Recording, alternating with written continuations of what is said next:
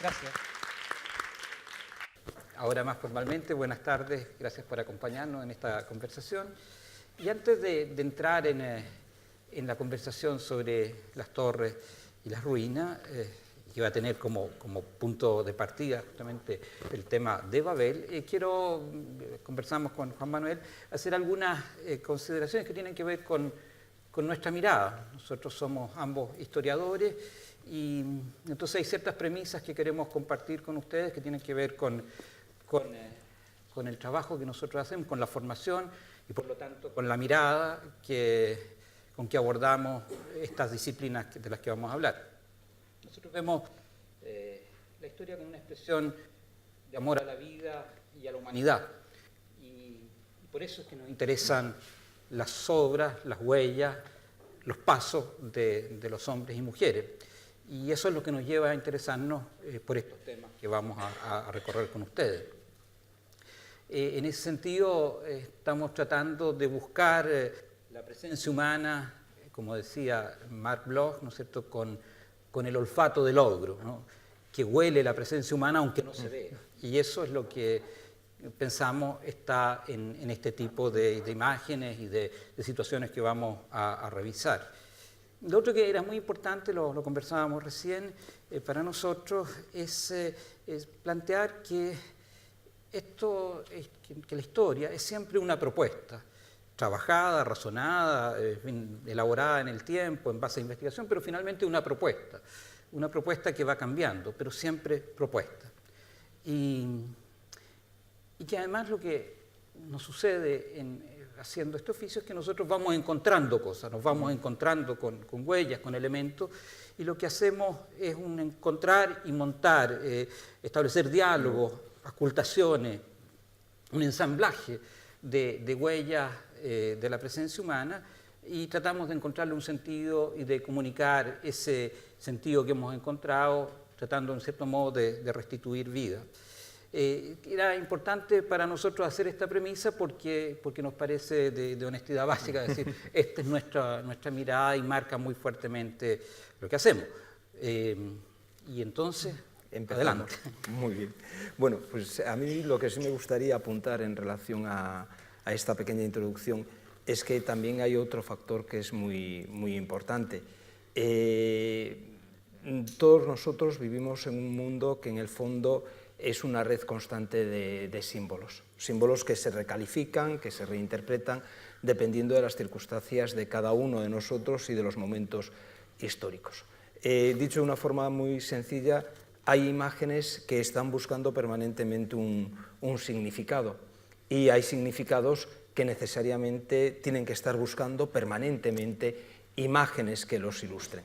La perfección se produce cuando una imagen ya construida, ya definida perfectamente en la historia, se va recalificando a lo largo del tiempo y al mismo tiempo, valga la redundancia, no pierde esas referencias iniciales. Yo creo que es lo que pasa un poco con la torre como imagen, como metáfora, y con la Torre de Babel prácticamente como base o principio fundamental desde el cual salen todas las demás torres y todas las interpretaciones de las mismas. Y por eso lo que nosotros esperamos hacer ahora, tenemos las imágenes para ello, es hacer un ida y vuelta, ¿no? Exacto. Una especie de lectura circular del tema. Justamente. Si tomamos el primer texto, que es el Génesis y que seguramente a todos ustedes les suene, se habla de la construcción de la Torre de Babel, cuando el pueblo de Israel, cautivo en Babilonia, decide construir una torre muy alta para llegar a la altura de Dios. Y cuando Dios lo ve, Yahvé lo ve, decide que están siendo demasiado ambiciosos y que hay que de algún modo castigarlos. Y los castiga de dos formas, que son las que van a permanecer para nosotros permanentemente grabadas en la memoria, pero de diferentes modos.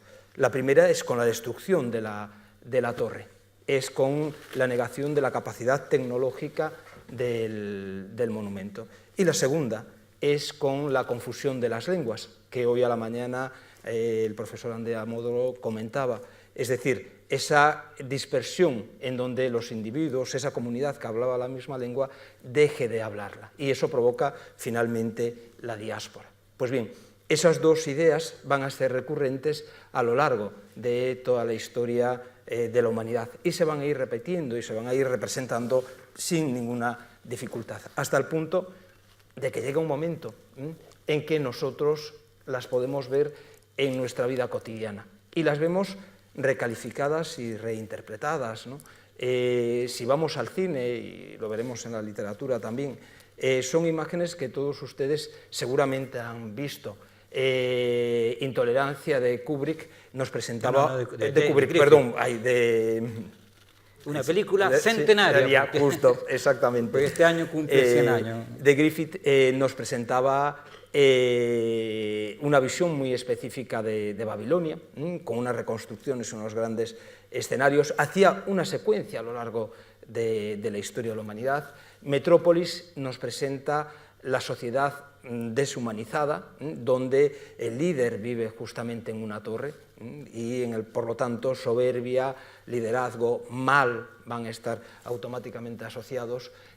Las dos imágenes de la parte inferior, estas dos, son dos escenas de la ciudad en donde transcurre Blade Runner y curiosamente es el momento en donde Deckard viaja a hablar con Tyrrell Corporation, que es el creador de los replicantes, en el fondo no deja de ser una metáfora de Dios, y quizás esta sea la menos conocida, es la película del Día de la Bestia, de Alex de la Iglesia, en la cual se usan dos torres reales, son las torres Kio de Madrid, y en las cuales se representaba la presencia del diablo, de la bestia. Curiosamente, la posición angular de las dos torres representaría la forma en que la bestia afirmaba, que era como un ungulado con las pezuñas. Curiosamente, esas dos torres, en el fondo, no dejan de ser la estructura geométrica de una mastaba, de una estructura que nos recordaría una torre babélica en este caso, aunque simplemente se vea solo una parte del elemento. En ese sentido, podríamos ir mucho más lejos para acercarnos un poco al momento actual, seguramente muchos las tengan en la cabeza.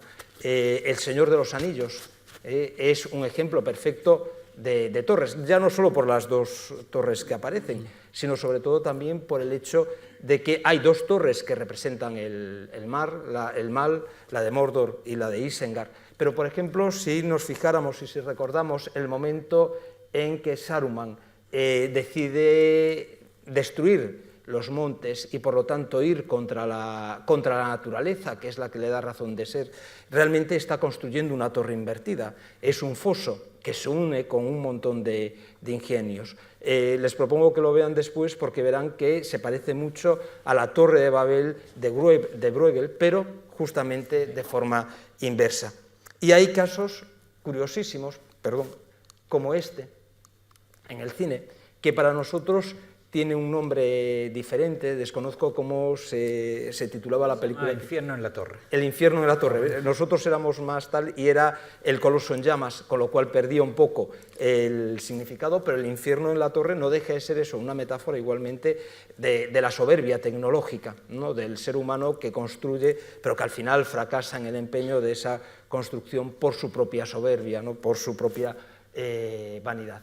Pero esas torres en el cine tienen algo también muy interesante, porque hasta ahí veríamos torres solo con el significado de la soberbia.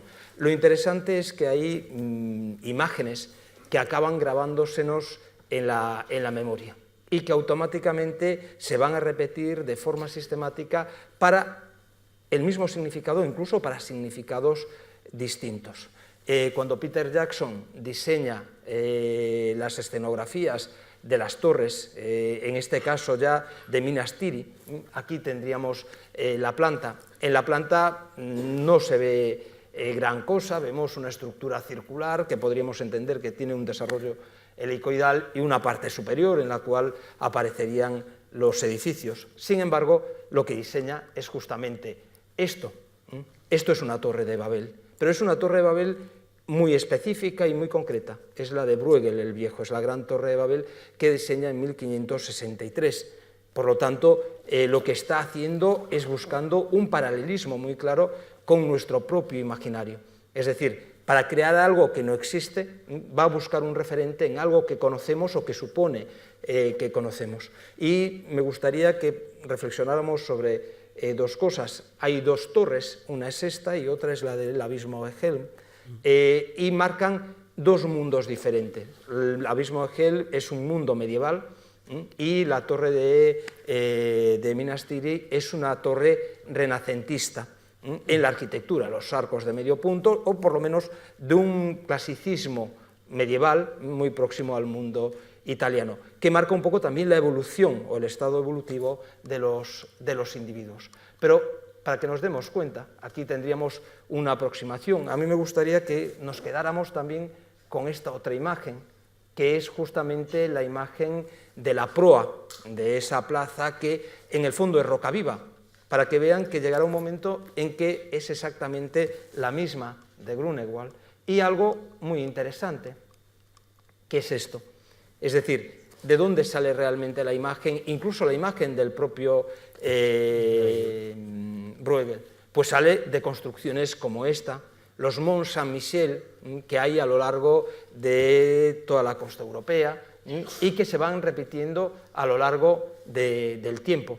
En el fondo es algo muy, muy sencillo, es decir, torres que se levantan encima de montañas. La montaña, en el fondo, no deja de ser justamente una torre de Babel y por lo tanto aparece perfectamente representada. Pero lo curioso es que llegamos a la arquitectura contemporánea, como ocurre en Arizona, y nos encontramos con la Holy Cross, en donde vuelve a aparecer la misma idea, es decir, la construcción dentro de la montaña. Cambia lógicamente el lenguaje, cambia la forma, pero no las ideas, o el Mont Saint-Michel de Torino, que comentábamos ayer. Se trata de imágenes, además, muy sugerentes, porque en el fondo pensemos en la asociación, es decir, todos los altares de San Miguel en las iglesias y en las catedrales medievales se encontraban justamente en la parte alta de la iglesia, por esa idea de jerarquía angélica que después también podremos ver. Pero, curiosamente, lo interesante es esto. Hay dos torres que marcan el cambio y que nos van a llevar de aquí hacia el presente. Llegaremos incluso, yo creo que si nos da tiempo, a hablar de los rascacielos y de otros bueno, universos. Esperemos que lleguemos. Sí, bueno, si no nos echan antes. Bien, pues... Estas de aquí se han convertido en la imagen canónica, ¿no? Exactamente. Y en ese sentido determinan un peso muy grande, porque queda inserto en nuestra memoria de la Torre de Babel. Lo veíamos en la imagen que utilizaban hoy día para presentar a Andrea Moro. En alguna forma esto ya está instalado en nuestro imaginario. Sin embargo, la de Kirchner es particularmente significativa. Y tiene que ver un poco con la idea también del unicornio, ¿no? Exactamente. Del narval, etc.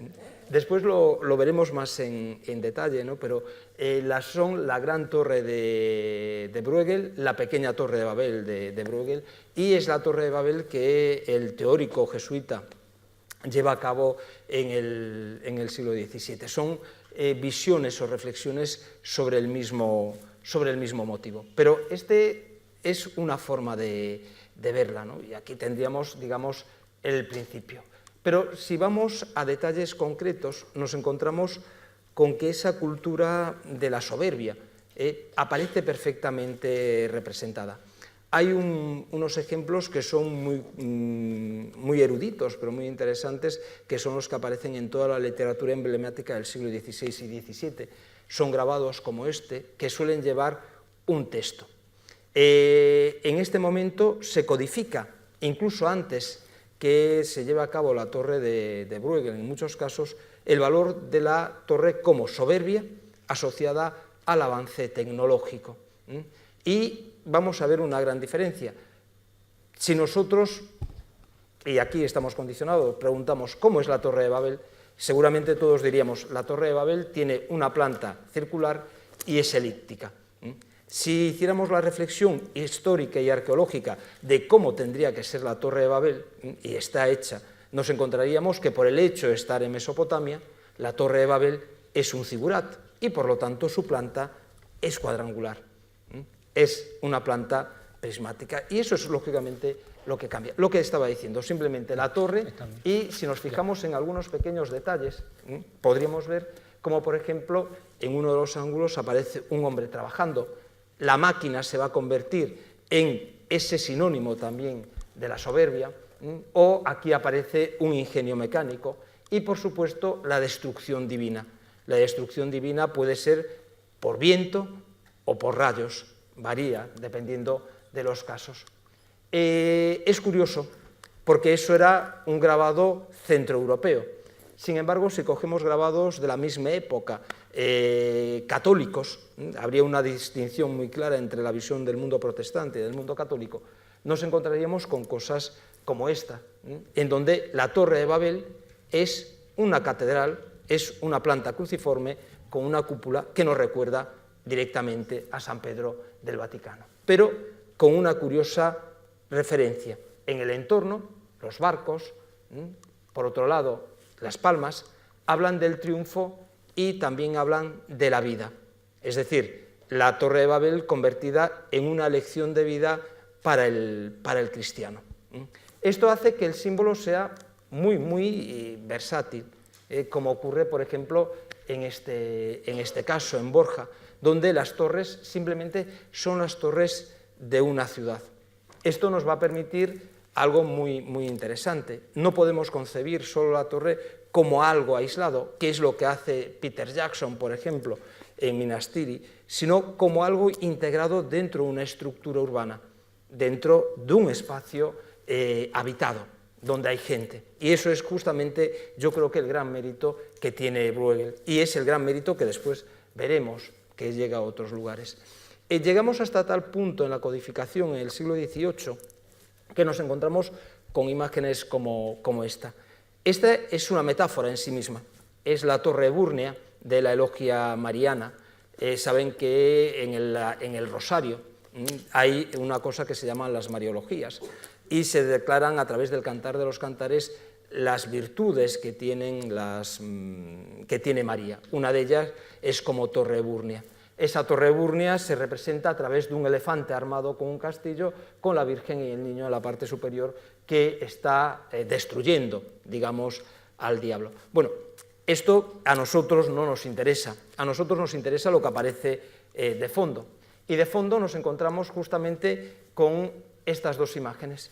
Por un lado, nos encontramos con la imagen de la torre, que ven ahí, y por otro lado nos encontramos con la imagen de un Zeus, de un Júpiter con los rayos que destruye a un gigante. Esto es quizás la gran virtud que tiene el mundo católico del XVII y XVIII, a raíz del XVI, que es el de fundir en un mismo discurso la tradición clásica de las metamorfosis, de toda la tradición de Ovidio, con la tradición cristiana.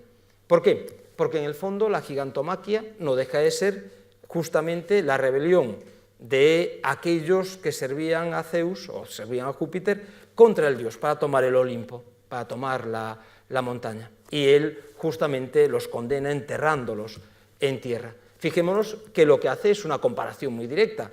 La soberbia de los gigantes o la soberbia del diablo, y lo veremos después, es sinónimo de la soberbia de los hombres. De hecho, en un texto, lo podríamos leer perfectamente, descubrimos cómo se hace esa advertencia, en un momento donde se dice: entonces el gran Júpiter, padre de todos los dioses, indignado de tan grande soberbia, arrojó un rayo del cielo con que hirió a estos gigantes y abriendo la tierra los metió bajo de ella. Es decir, nos está presentando justamente la idea de la torre como símbolo de soberbia. Si vamos antes de eso y vemos cómo se define, quizás estas dos premisas de trabajo, ingenio, por un lado, y soberbia, aparecen perfectamente representadas en la Edad Media, pero con algo que a mí yo creo que deberíamos tener muy presente. y es lo siguiente. Para que una imagen funcione a lo largo de la historia y funcione tan bien como funcionan las torres, lo que tenemos que asumir es que la torre es un topos, es un concepto genérico. No nos interesa tanto la forma que tenga como lo que va a significar. Cualquier elemento elevado se va a convertir, por lo tanto, en Torre de Babel. No tiene por qué haber fidelidad arqueológica, no tiene por qué haber una consecución de una tradición a largo plazo. Simplemente algunos ejemplos muy rápidos para no detenernos mucho dentro de las miniaturas medievales. La torre, en este caso, es una torre campanario de 3 cuerpos, típica de cualquier iglesia. Lo que nos están dando es una ilustración de cómo se construía en la Edad Media. Los protagonistas están perfectamente definidos. Nimrod, que sería el protagonista del texto del Génesis, y por supuesto la torre. Pero lo interesante es justamente esto. Muchas veces las variaciones sobre el mismo tema pueden aparecer. La torre se está construyendo y el que en este caso está actuando de testigo, de vigilante de esa misma torre, es la figura de Dios Padre. La torre ahora es una fortificación con 4 arcos medievales. En este díptico nos encontraríamos con cosas mucho más curiosas. Vemos de nuevo la construcción con la figura de Dios bendiciendo con la mano, pero curiosamente lo que nos interesaría es esto. ¿Cómo se representa la torre? Ya no es una torre medieval, ya no es una torre románica, sino que es una torre árabe.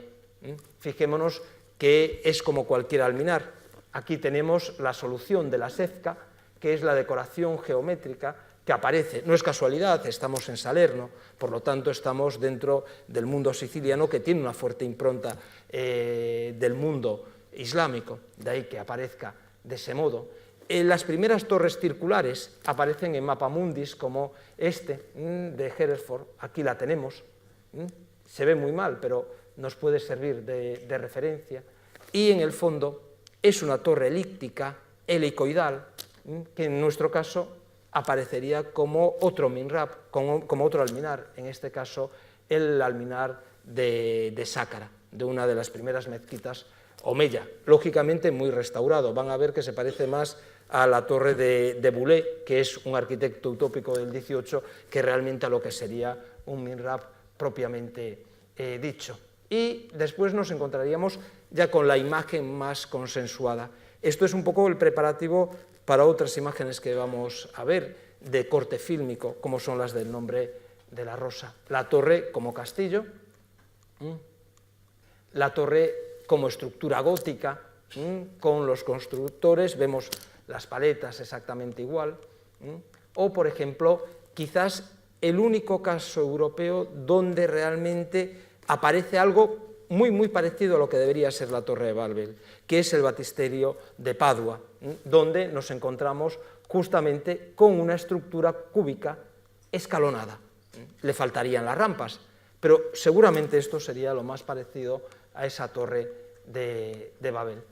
Y a esa forma, a partir del siglo XIV, le introducimos los elementos tecnológicos y de pronto la torre empieza a perder importancia, y lo que adquiere importancia es justamente la máquina. Y la máquina es lo que nos va a llevar hasta la actualidad.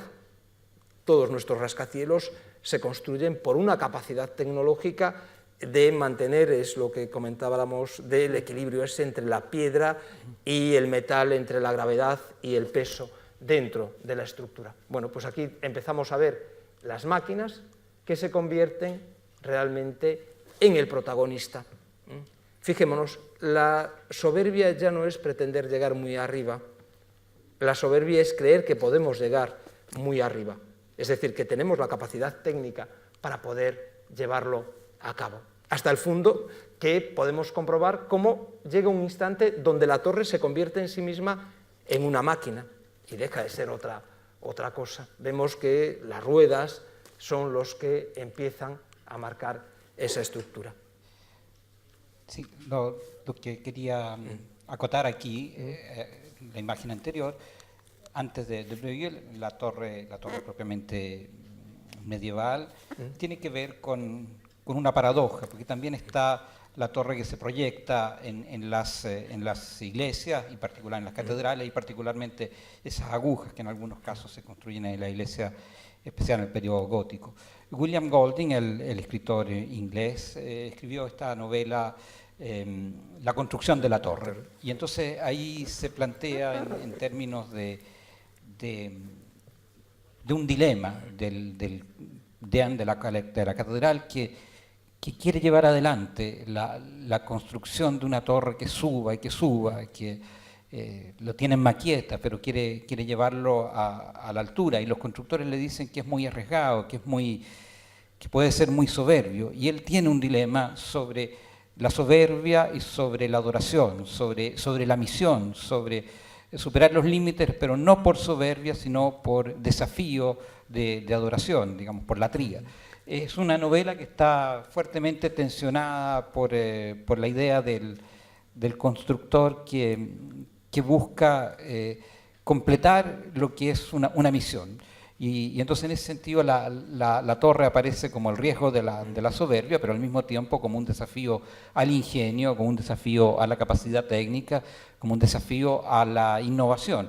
Y justamente lo que tú mencionabas, ¿no es cierto? En la novela Golding hace aparecer en un determinado momento, cuando la construcción en piedra comienza a ser muy peligrosa, muy arriesgada, entonces cómo aparece el hierro, cómo aparece la madera combinándose como una suerte de solución, siempre en una tensión muy fuerte entre el religioso, entre el que encarga la obra y los expertos, digamos, los maestros, albañiles, que no quieren llevarla adelante, hasta que finalmente el propio religioso se sube a la torre, y hay un momento muy significativo en la novela, ¿no es cierto?, cómo se ve, cómo descubre el mundo desde arriba. Entonces, el momento en que la técnica comienza a cambiar, comienza a hacerse más flexible, tiene que ver también con esa tensión entre la idea de la torre como soberbia, la idea de la torre como, en cambio, oportunidad de adorar mejor. Exacto. En el caso de la obra de Goldwyn hay un elemento muy interesante también, y es el hecho de que la metáfora al final es ejemplificar lo absurdo que puede ser intentar llevar las ideas hasta el final y con todas sus consecuencias, ¿no? Goldwyn plantea de una forma muy dramática la tensión entre el constructor y el empeño de llevar su idea, que acaba arrasando al resto de protagonistas de la obra. Pero quizás lo más interesante sea justamente esa visión desde arriba, porque cuando uno llega a lo alto de la torre, automáticamente lo que cambia es la forma de ver. Y eso es un poco lo que ocurre con Bruegel. Es decir, la diferencia, lo comentábamos antes, es que Bruegel nos sitúa la torre en un contexto urbano y, por lo tanto, en un contexto humano. Y es algo que quizás vale la pena ver simplemente en detalles. Esta es la torre, la gran torre de Bruegel, que es el modelo. Que está más en construcción. Exactamente. Hay cuestiones que son muy interesantes y las vamos a ver en detalles, pero las presentamos ahora aquí rápidamente. Por ejemplo, la estructura de arcos que aparecen, en el fondo está siendo tomada del mundo del Coliseo romano. Pensemos que Bruegel, aunque es centroeuropeo, conoce perfectamente la tradición arquitectónica y la recuperación del mundo clásico en el Renacimiento. En segundo lugar, minusvalora de forma absoluta la presencia del relato bíblico. Los protagonistas del Génesis se encuentran aquí, en el ángulo inferior izquierdo de la imagen, prácticamente invisibles. El protagonista es la torre. Y lo carga todo en ese elemento tecnológico que iremos viendo, las máquinas, los personajes que aparecen en torno. Pero es curioso, es una torre de piedra, pero por dentro es una torre de ladrillo. Curiosamente eso se va a ver, por ejemplo, en algunas zonas donde aparecen cimbras, aquí lo podemos percibir, y sobre todo, algo que si fuera un guión cinematográfico sería absurdo. Es decir, ¿para qué tienen que tener una cantera aquí y llevar las piedras de aquí a allí? Si lo que vemos es que Bruegel nos está proponiendo una torre que es una montaña desmontada, y vamos a ver que los obreros están trabajando dentro de la torre, desmontando un monte que sería quizás lo mismo que comentábamos en Saruman, la soberbia de destruir la naturaleza, es decir, la soberbia de destruir la obra de Dios. Si lo vemos muy rápidamente, bueno, aquí tendríamos el detalle.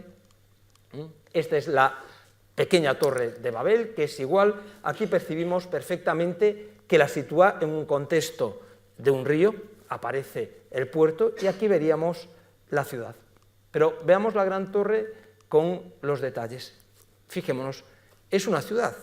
Es decir, lo que Bruegel nos está proponiendo, sin subirnos arriba de la torre, es contarnos cómo se vería lo que rodea a esa torre, la humanidad, y es, lógicamente, una ciudad, en este caso, del norte de Europa, con sus canales, con sus tejados o sus cubiertas apiñonadas, etc. Aquí podemos verlo perfectamente con el puente. Pero sobre todo, lo interesante, es una ciudad viva, en donde hay gente que trabaja, hay gente que hace ladrillos, por eso insistía en el hecho de que es una construcción hecha en ladrillo, hay gente que viaja en mar. Es decir, la torre no existe per se fuera del territorio, sino que existe dentro de ese espacio.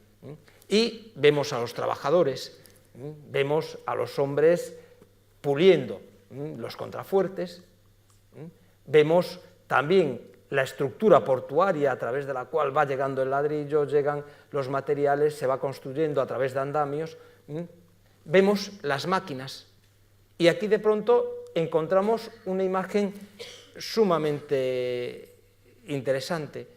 La máquina no la mueven animales, sino que la máquina es movida por hombres, por fuerza humana, es decir, la tecnología que nos iba a ayudar a construir la torre se convierte en la tecnología que nos esclaviza. Aquí lo podemos percibir perfectamente, a lo mejor esto será algo que nos suene. Y lo que decía, podemos ver ese recubrimiento y la estructura en ladrillo. Aquí tendríamos la zona de piedra viva, de roca viva, y aquí vemos cómo los obreros, los canteros, están desmontando esa misma roca viva para hacer la propia torre, destruyendo, por lo tanto, esa realidad. Aquí lo podemos volver a ver con las construcciones, las escaleras, o el detalle que comentaba antes, una cimbra, que es la estructura que nos permite construir el arco, y cómo van construyendo el arco en ladrillo. Es decir, también una metáfora de que las torres, en el fondo, pueden ser gigantes con pies de barro, y que eso es lo que hace que de algún modo se destruyan. Juan Benet, en un libro muy interesante, hace una reflexión sobre esto y dice que la obra de Bruegel es curiosamente una reflexión contra la Iglesia católica. No olvidemos que la cautividad de Babilonia, de Lutero, en 1520, se recuerda algo muy sencillo, que es esto: origen de la soberbia y el menosprecio de la vida cristiana corriente. Pensemos que Lutero está en su cabeza escribiendo contra la Roma de los papas, contra la Roma de Sixto V, contra el Vaticano, contra todo aquello que se estaba construyendo. Y lo interesante, de pronto esa imagen de Bruegel se convierte en un lugar común. En todo el norte de Europa, a partir de este momento, durante el siglo XVII, el siglo XVIII, la torre va a ser la torre circular con una estructura helicoidal que podemos ver en todos estos ejemplos. Nos encontraríamos, por lo tanto, con un modelo ya construido y definido. Sí, cita sobre cita, cita. Exacto. Pero lo que te quería preguntar, Juan Manuel, y en coherencia con lo que has venido explicando, particularmente de la torre grande de Bruegel, que tiene muchas citas bíblicas, digamos, los personajes, etcétera, los ladrillos.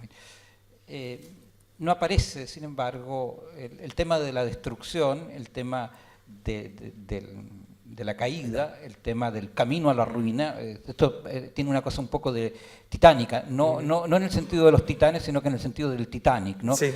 Que en la expresión de cierta soberbia, el barco que no se hunde, el barco que maravilla de maravilla y que se hunde en el viaje inaugural.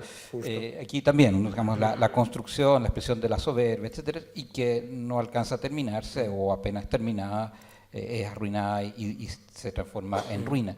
¿Por qué razón crees tú que no se representa poco la destrucción? Se representa mucho más la construcción que la destrucción. Yo creo que el problema viene planteado un poco igual que decíamos en el texto de Goldwyn.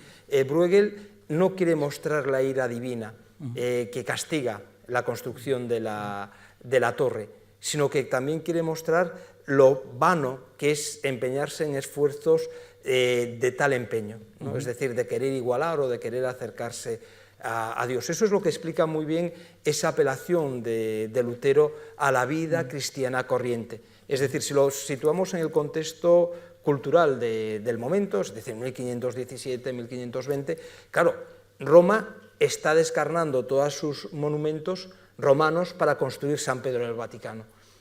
Es la iglesia fastuosa contra la que Lutero arremete. Es la iglesia de la simonía, es la iglesia del culto a las reliquias, de una aproximación casi a la idolatría, y pretende volver a esa iglesia más elemental, más pura, más primitiva. Por eso yo creo que Bruegel, que sí es un seguidor muy fiel de Lutero, lo que propone es justamente mostrar la vanidad del proceso. No le interesa tanto el castigo, porque en la mentalidad protestante, si fuera el castigo, implicaría que las obras que hacemos en la vida son castigadas y juzgadas para la vida eterna. Eso es una mentalidad católica, es contrarreformismo, eso no es protestantismo. Por otra parte, también es la doctrina que defiende la lengua vernácula, es decir, la dispersión de lengua y que en definitiva tiene una cierta simetría con la existencia de multiplicidad de lengua a partir de Babel.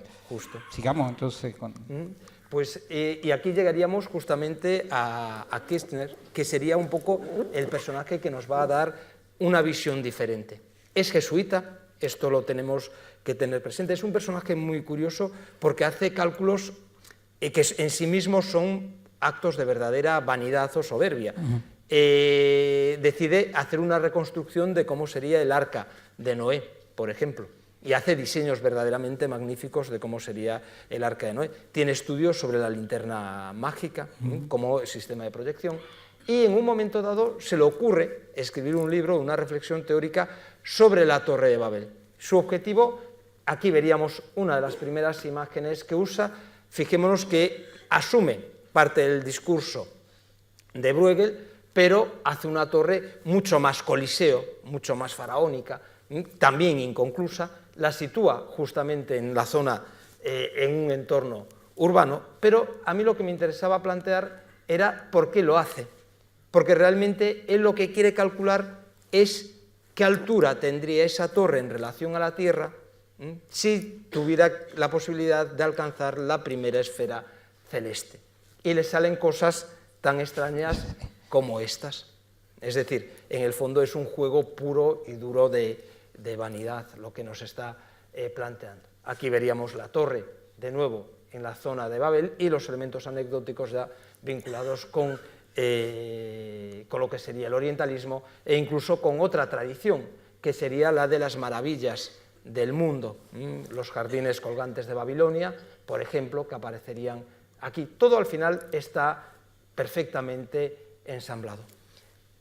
Con esos dos modelos, el 17 y el 18 y su parte también del 19, van a repetirlo sistemáticamente. Es decir, de pronto hemos hecho un pequeño rastreo de cómo realmente llegamos a las torres que nosotros hoy conocemos. Romain, Boulay, este es el falansterio de Boulay, que es una imagen, si se fijan, recuerda mucho más a la que comentábamos del alminar o el minarete de Sácara, que a lo que sería una torre, es una torre helicoidal nada más, o el Romain o Fanal que nos plantea ahí Corvinus, soluciones muchísimo más complejas ya con la torre, pero eso sí, siempre rematadas con el palacio en la parte superior. En eso me gustaría que paráramos a darnos cuenta de una cosa. ¿Cuál es el planteamiento de todo este tipo de imágenes?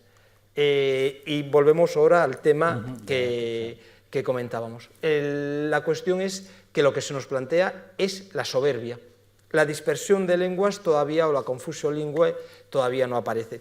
Fijémonos en una cosa curiosísima. Estas 4 imágenes, este es Andrea Bassano, que persiste en el error, digamos, iconográfico de hacer una torre cuadrada, a modo de iglesia, y los demás son obras de Sadelers, Antoninus, Coert, que nos representan la visión católica en grabados del 17 de la torre. Y curiosamente aquí se lo encontramos. El mundo católico sí opta por la destrucción como elemento de representación del castigo. Es la gran diferencia justamente con lo que nos estaba proponiendo Bruegel. Doré, ya en el 19, ya nos movemos en un ambiente un poco más laico, sin embargo, lo deja indefinido, ¿no? Es, por un lado, la torre no parece que esté amenazada y, por otro lado, sí empieza a aparecer la confusión de las lenguas, la tradición de esa dispersión de los pueblos. Y en ese sentido es muy interesante un pequeño grabado que nos llevaría a el mundo de la elogia mariana. Fijémonos en un detalle. Esto es una gigantomaquia, si lo tomamos en términos abstractos. Antes veíamos que eran los gigantes los que se levantaban contra Zeus, contra Júpiter, para arrebatarle a los dioses el Olimpo. Bueno, el levantamiento de Lucifer, de Satanás, contra Dios, es justamente la misma imagen. En este caso es Lucifer el que está siendo derrotado por San Miguel, de ahí el texto que aparece arriba, qui sut Deus, quién como Dios. Y lo interesante es justamente lo que aparece en la parte inferior. Y en la parte inferior tenemos 2 imágenes. El arrepentimiento, representado por un gesto de oración, y de nuevo la soberbia, representada por esa torre. Claro, con esto yo creo que tendríamos los puntos para poder enfrentarnos a lo que es quizás más interesante, y es qué hemos hecho todos nosotros, nuestra cultura del siglo XX, con este símbolo, con esta imagen de la torre, ¿no? Y ahí tendríamos lo primero. Sí, no, yo estaba pensando antes de pasar a esto, porque ahora viene el salto a la modernidad, la ambigüedad con todo de la figura de la torre, porque aparece como soberbio, pero también tú lo mencionabas, la torre Seburnea, y digamos y la idea de la adoración de las iglesias y de cómo puede haber torres, por decirlo así, buenas y torres malas, ¿no? En ese sentido, el tema de la materialidad también es muy importante, aquella torre que se hace con los ladrillos, como indica el texto bíblico, y que en cambio permite que en otros casos la torre tenga justamente que sea ebúrnea y sea de otra naturaleza. Bueno, el Boulez, alcanzamos a ver algunas de esas imágenes de fines del siglo XVIII que están planteando el paso a la modernidad, y saltamos de golpe, digamos, a la Torre Eiffel. Sin embargo, no pusimos, creo, del Crystal Palace, no pusimos ninguno. No, el Crystal Entonces Palace vamos no. a la Torre Eiffel porque justo, saltamos al mundo de la modernidad y saltamos al mundo nuevamente de un tipo, no sé, de soberbia o de orgullo, de mostrar, de las exposiciones universales. Esto es un producto para una exposición universal y que había partido de una suerte de horizontalidad, ¿no? Con Crystal Palace, pero con los materiales modernos. Ahora, dale. No, vamos a ver, exactamente tal como dice Claudio, la exposición universal de París del 84 con la construcción de la Torre Eiffel fue sumamente polémica, ¿no? Porque Eiffel la hace con su propio presupuesto, y lo que quiere hacer es una especie de faro que señalice perfectamente el lugar de la exposición. Nosotros la vemos así hoy en día, pero pensemos que por el medio, después de su construcción, hubo proyectos de reforma de la propia torre, hasta el punto de querer construirla absolutamente de nuevo, lo cual sería ya un primer síntoma de cambio. En el caso del Crystal Palace de Paxton era una estructura de hierro y cristal a modo de gran invernadero y era todavía horizontal. La Torre Eiffel va a marcar, digamos, otra similitud, otro símil. Sería la idea de torre igual a progreso, igual a avance.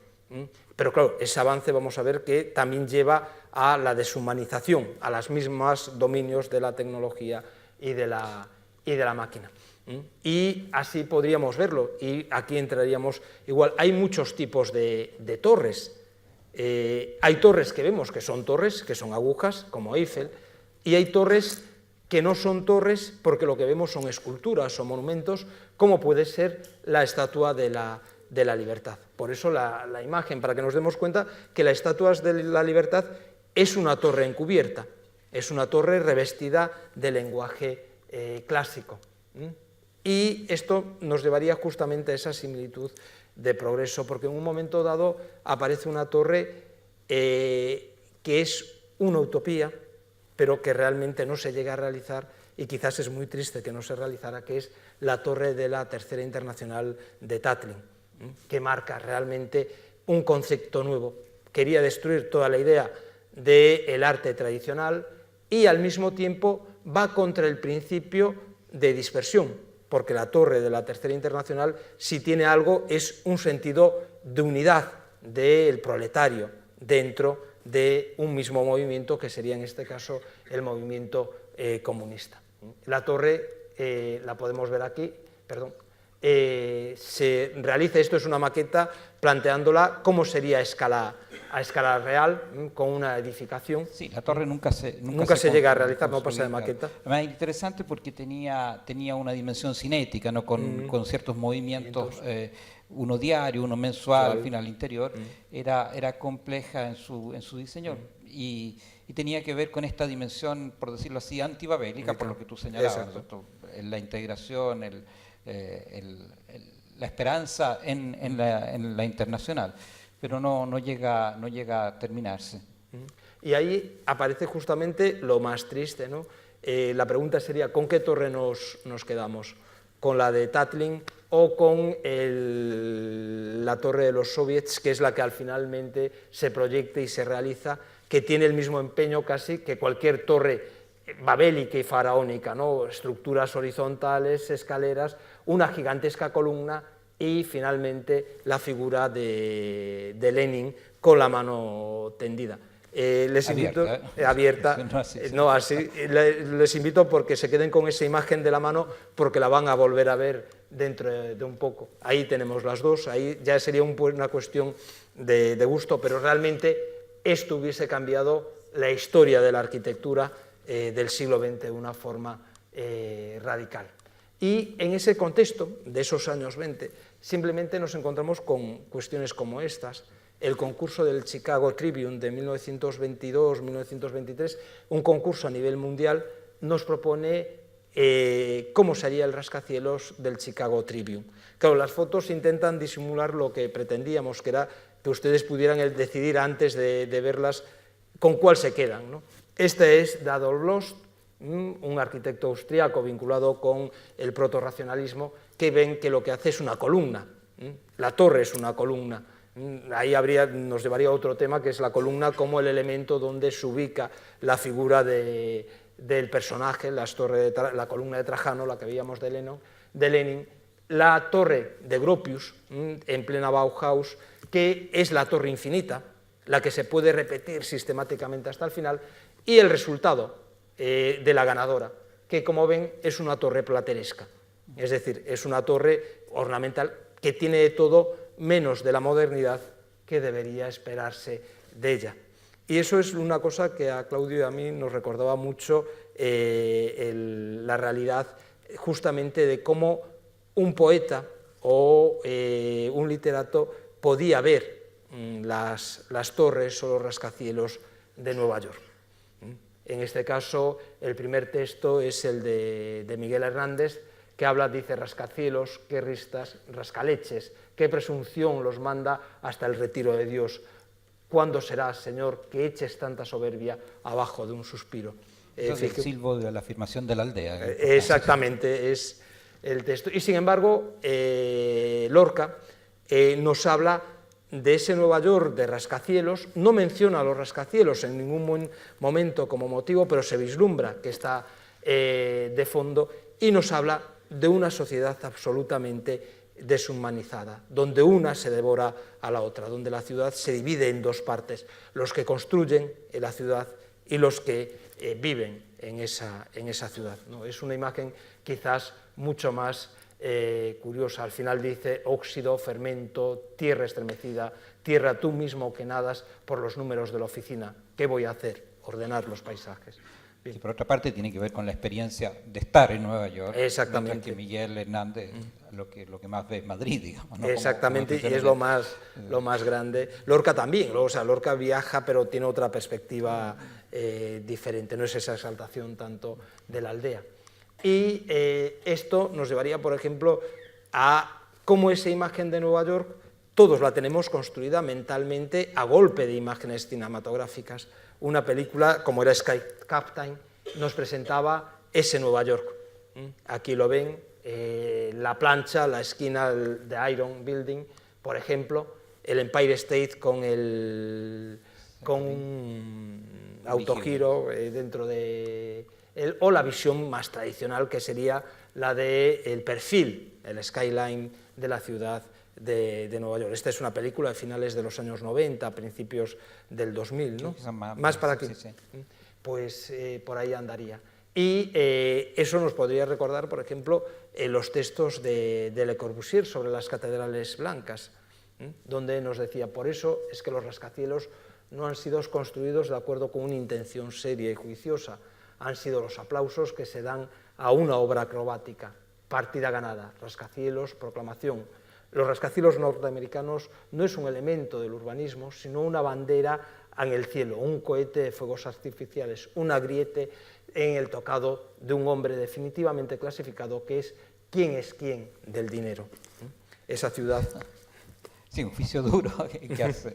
Explícate lo que es el agriete. Porque el agriete es un motivo que en los años 20-30 se lucía, es simplemente estas plumas de pavo real que se ponían en los tocados femeninos, ¿no? Es un poco esa idea. Y en esa asociación de progreso, al final llegamos, lógicamente, a una exposición que vuelve a tener los mismos motivos del Tatlin, pero descompuestos. Sería la deconstrucción de la obra de Tatlin, pero vista por el capitalismo, ¿no? Es la exposición mundial de Nueva York de 1939, donde había estos elementos: el trilón, que era una estructura prismática triangular que llegaba a los 180 metros de altura, la hemisfera, que era una especie de gigantesco panóptico donde se presentaba el mundo del mañana, y una línea helicoidal muy tímida que nos metía en una superficie subterránea dentro de la exposición. Es muy interesante porque se convierte durante muchos años, pensemos que estamos en el 39, se lleva construyendo desde el 37, Alemania está construyendo su pabellón y tiene muchos problemas porque establece que no puedan trabajar negros, que no puedan trabajar judíos, es decir, ahí es un momento muy crucial dentro de la historia del mundo, pero lo interesante son varias cosas. Una, por ejemplo, esto es el interior de la hemisferia, en donde la gente se podía sentar cómodamente a ver cómo sería la ciudad del mañana.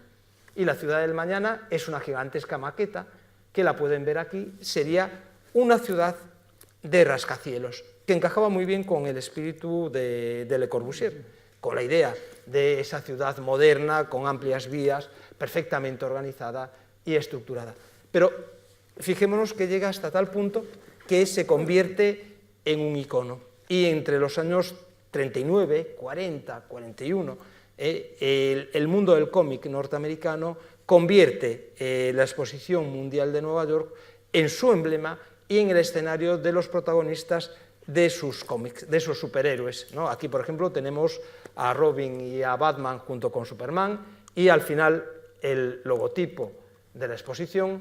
Aquí, por ejemplo, tenemos un cómic que reunía a varios de ellos, aparecía Superman, Zathara, Sandman, por ejemplo, que serían otra vez el mismo motivo, o aparece, en este caso, Chuck Warren, que es un atleta que también aparece con la imagen del trilón y la hemisferia, o, por ejemplo, en un día en la feria donde vuelve a repetirse el motivo. Fijémonos, por lo tanto, que la torre se convierte realmente en símbolo de avance, en símbolo de progreso, como imagen asociada justamente a él. Sí, asociada además a un tipo de energía, a una confianza en la electricidad, en los rayos, en definitiva en una transformación que tiene que ver con lo nuevo y no con la vieja Europa. Hay que recordar que en el 37 los franceses habían hecho un intento de exposición, inventando gente de exposición universal, pero que es una exposición marcada por el pesimismo, finalmente por no creerse un poco el cuento de lo que están mostrando allí,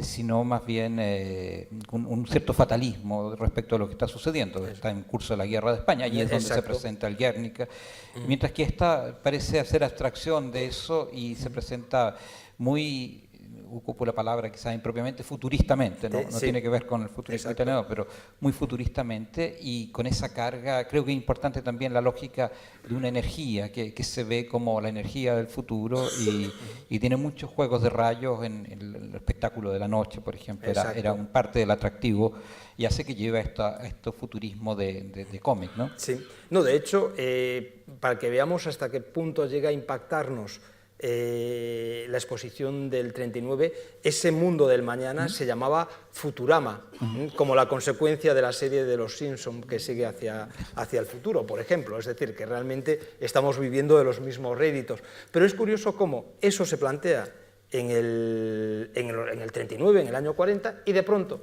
si nosotros nos vamos al año 2004, en una Babel revisitada por Halcombe, por Julie Halcombe, es un fotomontaje, fijémonos lo que nos hace. Nos construye simplemente Nueva York, revisitado, como si fuera la Torre de Babel de Bruegel, y compositivamente la vuelve a marcar. Fijémonos que nos presenta la construcción. Ahora ya no es un rey el que promueve, sino que es un señor de traje con casco blanco, se supone que es el arquitecto, el ingeniero o el promotor, y la torre en perfecta construcción alrededor. Yo me gustaría que nos quedáramos con la introducción de este elemento que empieza a volar por aquí, que son unos cuantos helicópteros. De pronto vemos que la torre que vuelve a aparecer es la torre tradicional que habíamos construido.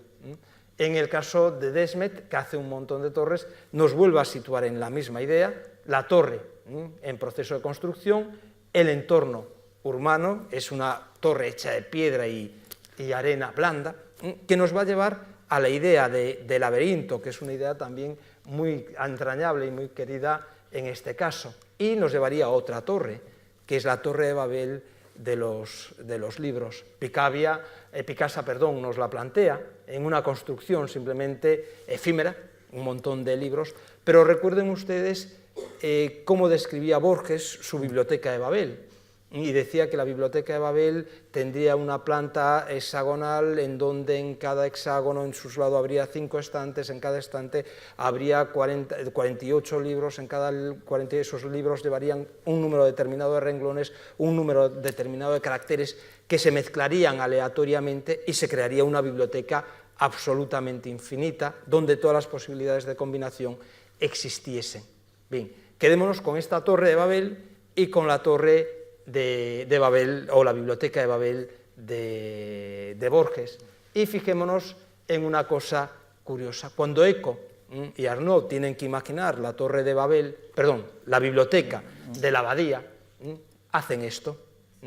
La biblioteca de Eco es esta estructura con torreones cuadrangulares.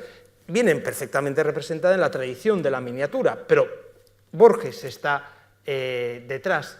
La biblioteca se convierte en un entramado complejísimo de escaleras. Está permitido que alguien se acuerde de Harry Potter, porque las escaleras son prácticamente las mismas. Pero nos encontramos con que si vemos la planta que Eco presenta, es esta. Una planta donde había puertas secretas, cada pabellón tenía un orden, un significado. Y lo más interesante, todo esto ya estaba en el mundo gótico. En un mosaico de la Catedral de Reims, el laberinto del arquitecto, fijémonos que es exactamente el mismo planteamiento. El de Reims no se conserva, pero para que vean que estaban por ahí esos laberintos, nos encontramos justamente con el de Notre Dame, que sería ese juego, el juego entre constructor, juego entre bibliotecario. Simplemente recordar que la biblioteca del Nombre de la Rosa acaba arrasada por el fuego, por culpa de conservar el segundo libro de la filosofía de Aristóteles, que era en donde aparecía la risa, que era aquello que convertía al hombre casi más en animal. Pero la fusión se puede dar en este artista polaco, en Zielensky, que nos presenta justamente toda la estructura del laberinto y la misma torre de arena. O la confusión de lenguas, Tivoli hace esta otra instalación, en donde ya no son libros, sino que son aparatos reproductores de MP3, de radio, de transitores, que serían los múltiples mensajes que nos van llegando desde cualquier lado. Y finalmente, esto nos tiene que llevar al mundo contemporáneo. Un artista, Juan Hierros, un artista naif, hace esto. Por eso les insistía en que vieran los helicópteros en la torre de Halcón, porque hace una torre de Babel atacada por aviones, una torre que automáticamente a todos nos tiene que recordar a la caída de las dos torres del World Trade Center, y que finalmente llega incluso a una alusión mucho más directa en el Jardín del Diablo, en donde podemos ver el avión que se proyecta. Y fijemos que no es casualidad, es decir, la imagen está perfectamente captada de una de las múltiples reproducciones. Interpretar los acontecimientos, darle un nuevo significado, vuelve a ser justamente la misma idea. Y volviendo un poco a ese mundo, hay una artista brasileña que es Sonia Mena Barreto, que hace este tipo de cosas, muy ingenua, pero muy eficaz. Tiene una especial fijación con el mundo del cine y de la torre.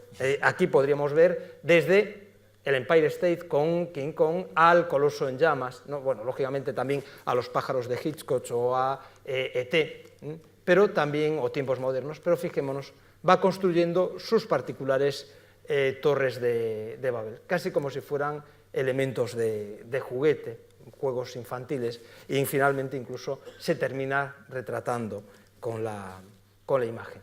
Esto yo creo que sería un poco una de las opciones, y esta quedaría para la reflexión, yo creo que debemos ir acabando, Sí, ya estamos fuera que es la de Michael Lassell, que hace una torre de Babel de zapatos y de imágenes de gente desaparecida. Fijémonos, ya no habla de la destrucción, sino que habla de la dispersión, de aquellos que están ausentes, de la diáspora. Por si tuviéramos alguna duda de que existe una clara relación, no deja de hacer una naturaleza muerta y nos introduce la pequeña torre de Babel, justamente en la parte inferior. Pero simplemente para que vean que convivimos con la torre de Babel permanentemente, o con la imagen de Babilonia. Si nos dejan acabar en 10 minutos, podríamos poner dos vídeos. ¿Podríamos poner el vídeo de la parte superior, por favor? Esto es de comienzo de los años Sí, 90. Exacto. Bueno, es producto de la edad de Claudio y mía, es decir, para los más jóvenes pedimos disculpas, porque seguramente hay algunos que puedan ser más atractivos. No va la tecnología.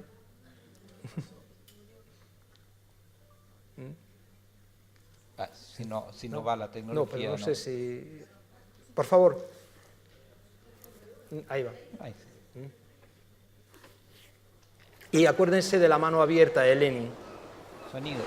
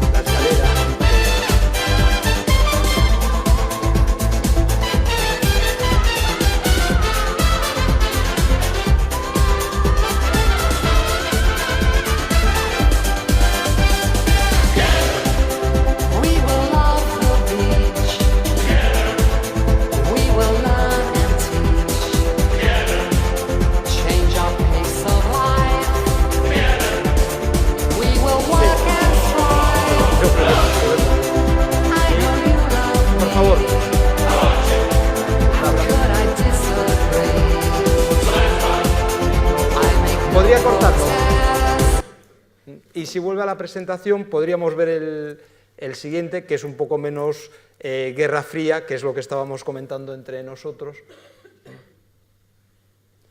y que es un espíritu puramente casi religioso, que es el retorno a la Babilonia de los Rastafaris.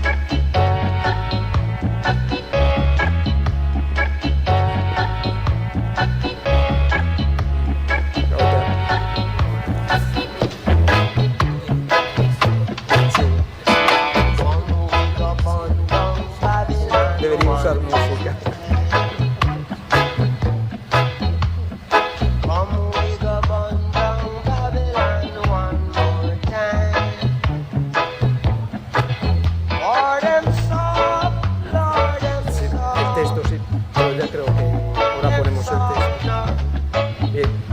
¿Podría cortar, por favor? Gracias.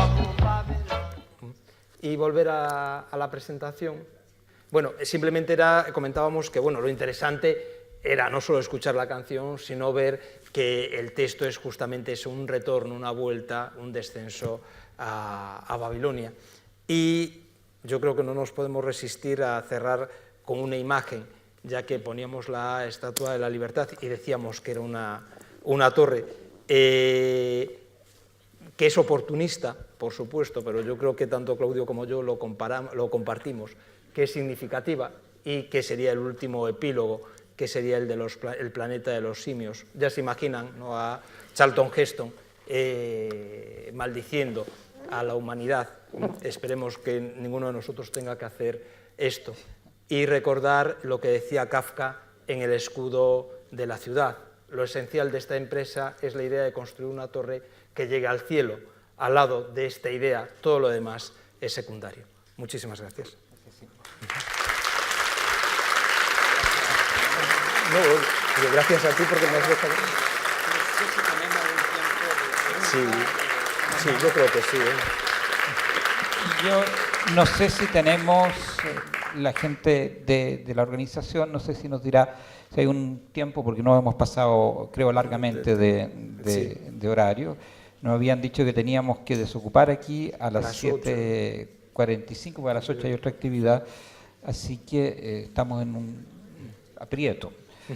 Pero yo espero que me den alguna señal, y me hace una señal que significa que sí. Entonces, sí significa si alguien quiere hacer un comentario, alguna pregunta, ahí hay un micrófono para que la formule. Yo no veo casi nada, veo solo... así que ofrecemos si alguien quiere... Ahí sí se ve mejor. Sí. Que conste que manejamos la posibilidad de ponerla. Lo que pasa que ya nos parecía demasiado hiriente para el caso. Y lo que comentábamos entre nosotros, yo no sé si están de acuerdo, es que ya con la Trump Tower tenemos un gran camino recorrido, porque hasta ahora cualquier mandatario se tenía que hacer su propia torre. Es lo que nos ahorramos, ya la tiene hecha, con lo cual ya... Es bien notable además las imágenes que circulan de las torres, la angulatura, la forma en que se presentan son muy impresionantes, digamos, magnifican entonces son muy elocuentes en ese sentido de la construcción de una idea de dominio, de poder, así que claro. Por lo menos, nos pareció excesivo ponerlo, sí, así que dejamos a Charlton Heston. Ya tenemos asegurado que el pecado de la soberbia lo tiene ganado. Ahora, a ver si tiene el propósito de enmienda. ¿Aló? Hola, ¿cómo está? Buenas tardes, por acá. Mucho gusto. Quisiera... hay dos resultantes de esos pecados que hablaron ustedes, que una, la destrucción de la torre, ¿verdad? Que de cierta forma, por la soberbia, Dios destruyó la torre. Y el otro era el cambio de idiomas, o la mezcla de idiomas que se generó. Me preguntaba si realmente en este momento, como humanidad, tenemos esa dificultad, si ese, de cierta forma, soberbia con respecto a la destrucción de la torre, que me imagino que eso fue algo puntual, porque hay torres que, si bien en Nueva York hay una 666 y aún está la torre construida y no se ha destruido. Pero el idioma, eso yo creo que se mantiene. O sea, la soberbia, el tecnicismo, el tema de encontrar nuevas tecnologías, el progreso de la sociedad quizás genera esa distensión, distanciamiento entre las personas, lo cual a lo mejor afectó también nuestra ambición como ser humano, de civilización, de seguir progresando. Quizá destruyó esos focos naturales de convivencia, de lenguajes similares, para poder, en el fondo, seguir construyendo, pero al fin y al cabo distanciándonos. No sé si eso también se puede apreciar en el presente. No, por favor. Tú dale tú, yo después te Ahora, dale. yo hablé de la Torre de Trump, ahora te toca a ti. Creo que el tema del rascacielos hoy día es un tema que, es decir, hoy día en realidad desde 100 años se viene hablando de esto y hay momentos en que el rascacielos ha sido denostado y en otros momentos ha aparecido como una señal de construcción de una forma de comunidad, de lugar de encuentro, con unas fantasías que tienen que ver justamente con una suerte de contra-Babel. En parte la Torre de Tlatelolco también tenía que ver con eso, ¿no es cierto?, como un lugar de encuentro. Las ferias internacionales, donde está la Torre Eiffel, donde está la de Nueva York, tienen que ver justamente con lo mismo, tratar de encontrar un punto de reunión y que si bien con lenguas distintas se puede encontrar la traducción, se puede encontrar la comunicación. Es justamente una de las grandes esperanzas, una de las grandes apuestas de la época de la construcción de la Torre Eiffel, ¿no? Es el momento en que hay una confianza en el progreso fuerte, etcétera, pero también es la época en que nace el Esperanto, por ejemplo, que es un gran proyecto que no fructificó mayormente, pero que hasta el día de hoy tiene sus cultores y que justamente buscaban hacer una suerte de movimiento contrababélico, en el sentido de que se podía crear una lengua que fuera comprendida por todos. Pero diría que el problema fundamental sigue siendo el que estos lugares de construcción, de altura, la idea del rascacielos, la idea de la construcción en altura y concentrada, tiene esta doble cara. Puede ser un lugar de reunión, pero también puede ser un lugar de ignorarse muchísimo. En ese sentido, volvemos sobre las películas, Metrópolis, pero después las más recientes también apuntan a lo mismo, ¿cierto? Tanta gente cerca y tanta gente que no se conoce, tan lejos, tan cerca, y eso es un tema de la modernidad. Claro, ahí por ejemplo es muy buena el inicio de Blade Runner, que realmente hablábamos también de que era la película que de algún modo marca también ese cambio de visión en la ciencia ficción y en el urbanismo. La película empieza con una secuencia en donde Eduardo James Olmo habla con Harrison Ford y se dirige a él en una interlingua, una especie de Spanglish con palabras de otros idiomas, ¿no? Hay una vocación realmente de que el progreso nos lleve a comunicarnos, pero también hay otro trasfondo que es el proceso de inmensa deshumanización que está provocando todo el progreso y toda la tecnología. Por lo tanto, yo creo que es un elemento que tenemos todavía ahí sin resolver. De hecho, Blade Runner creo que es de las películas que marcan más fuertemente el cambio de imagen canónica del progreso, ¿no? Sí, yo creo que Blade Runner cambia radicalmente la forma de entender la ciudad, de entender el progreso. De hecho, es una película donde lo moderno y lo histórico se mezclan permanentemente, ¿no? La escena, la casa en la que vive el constructor o el diseñador de replicantes es un edificio ecléptico que podría perfectamente existir hoy en día. La Torre Stirrel es otra construcción casi como pirámides, por lo tanto marca perfectamente ese cambio. Parece que todavía había una y con eso creo que estamos. Por favor. Hola. ¿Tiene alguna cabida la Acrópolis de Atenas, aquí como antecedente quizás a este proceso de formación de la torre, pero más limitada a las técnicas de la época? Y una pregunta cortita aparte, si ven alguna caducidad en este símbolo de la torre y que podría dar pie a otros símbolos quizás más lamentables como el muro hoy, que también tiene antecedentes en Berlín, en China, o incluso el cohete que podría llevarnos afuera. Bien, empiezo por la última. Yo creo que el símbolo y la imagen de la torre se ha consolidado ya con tanta fuerza y dentro de nuestro vocabulario, dentro de nuestra forma de hablar, que no va a desaparecer. Forma parte de nuestro imaginario colectivo, lingüístico y visual y literario, ¿no? Por lo tanto, convivimos con ella, no lo hemos puesto, pero si cogiéramos unas cartas del tarot, en las cartas del tarot, la torre herida por el rayo es la torre más dura será la caída, ¿no? O otras torres más altas han caído. Por lo tanto, yo creo que la imagen, al margen ya de cualquier tipo de confesión religiosa, va a estar presente porque forma parte de nuestra cultura. La Acrópolis. La Acrópolis, en el fondo, es una torre, porque es una montaña sobre la que se erige un templo. Culturalmente para nosotros saldría fuera de este ámbito por una razón muy sencilla, si mal no recuerdo, por esta. Porque en paralelo a la torre, como soberbia, la torre de Babel, Cebes, un discípulo de Sócrates, elabora la torre de Cebes, que es este. Si se fijan, es un juego de la oca, pero que es la torre o la montaña a través de la cual el ser humano se perfecciona. Entramos como niños, aquí, yo se lo puedo comentar, aparece uno que lleva un molinete, que sería la inconsciencia, la locura, aparece otro jugando con un caballo de juguete, aparecen otros tocando unas panderetas, y entramos a esta puerta a través de una mujer, que es la soberbia, y lo que nos reciben son todas las tentaciones en este primer nivel.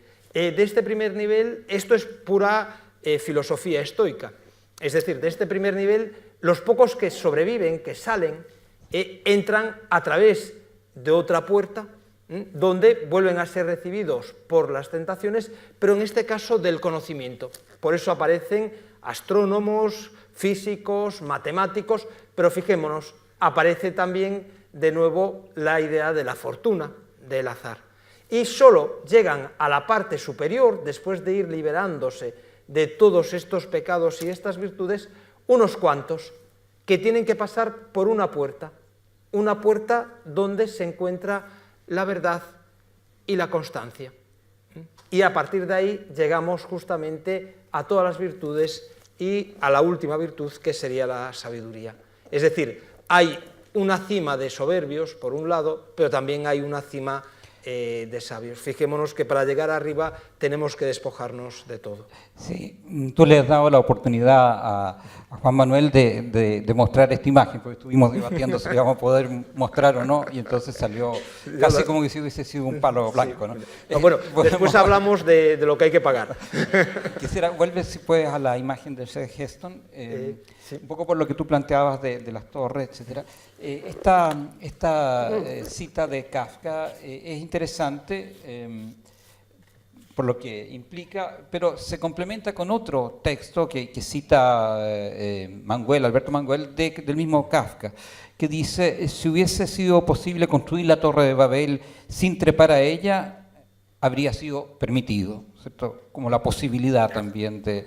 Y el mismo Kafka, en otro fragmento que escribe ya en sus años más avanzados, dice: tener fe en el progreso no significa creer que este progreso ya se ha producido. Eso no sería tener fe. Yo creo que la idea de la torre, el desafío de la torre, sea, digamos, resignificado por Seres, va a permanecer seguramente siempre. El impulso a subir siempre va a estar. El tema es cómo lo reconducimos. Así que muchas gracias por habernos acompañado en esto y que tengan un buen puerto de ideas en lo que sí. Gracias.